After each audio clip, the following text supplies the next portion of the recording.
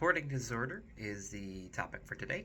So, we all have heard of hoarders, but what exactly is the disorder? So, really, it's a persistent difficulty discarding or parting with any type of possessions, regardless of their value. They may not be, it could even be just like newspapers, stamped paper clips, bottle caps, something. They feel that there's a value in it at some point and they need to have it around. And this difficulty is due to like a perceived need to save these items and to distress if they have to get rid of them. So they're going to be stressed out when having to part with these items, whether they actually have value or not. It's going to cause them a lot of stress.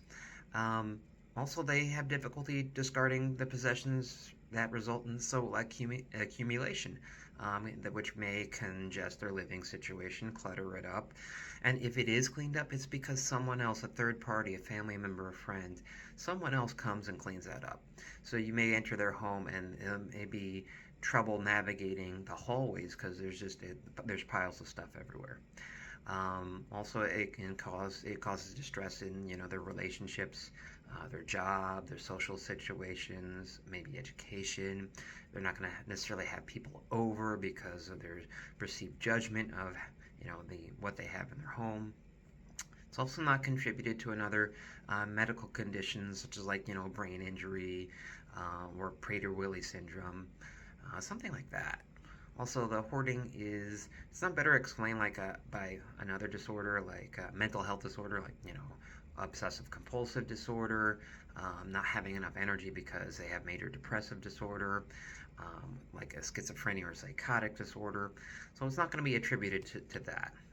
Also, you're going to have it can be with excessive acquisition. So just having the complete difficulty discarding those possessions, and excessively may not have room in their home, but they're still trying to acquire new things. And of course, you can see if they can have good or fair insight.